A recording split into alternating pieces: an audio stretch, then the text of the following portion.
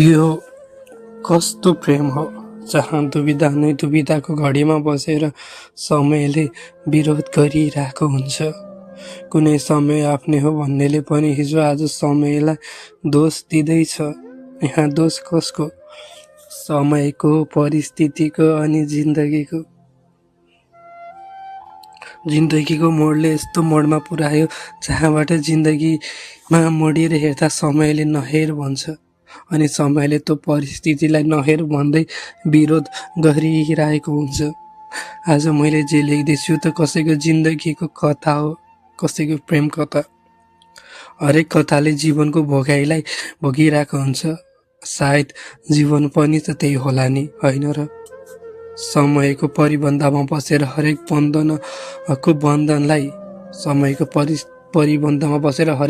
बन्धनको बन्धनलाई बन्धकले मायाको बन्धनमा बाँध्न चाहेको थियो, तर सोचे जस्तो कहाँ हुन्छ र?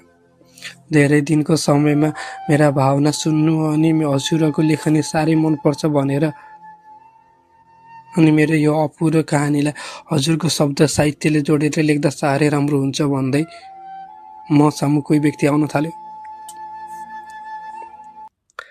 अनि उसले मुस्कुराउँदै भन्यो, सायद हजुरको शब्दले मेरो प्रेमलाई सार्थकता दिन्छ होला है।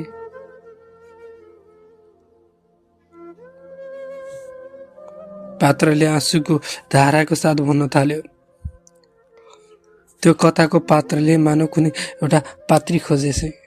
त्यो कथाको पात्रले कुनै एउटा कथाकी पात्री खोजेछे।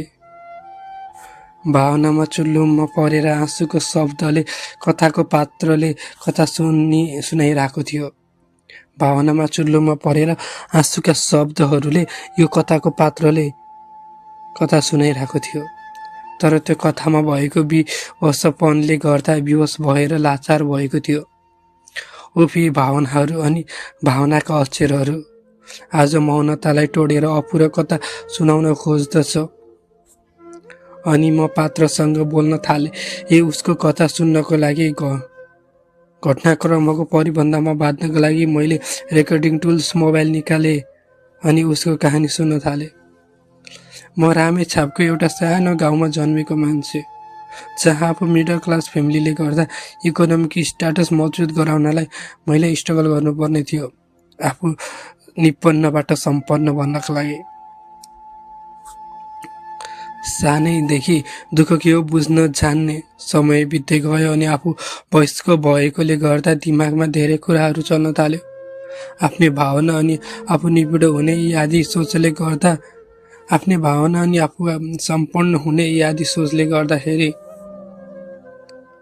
आफू स्वयं आफ्नो खुट्टामा उभिने हेतुले गर्दा म केटिएममा बसेर पढ्न थाले।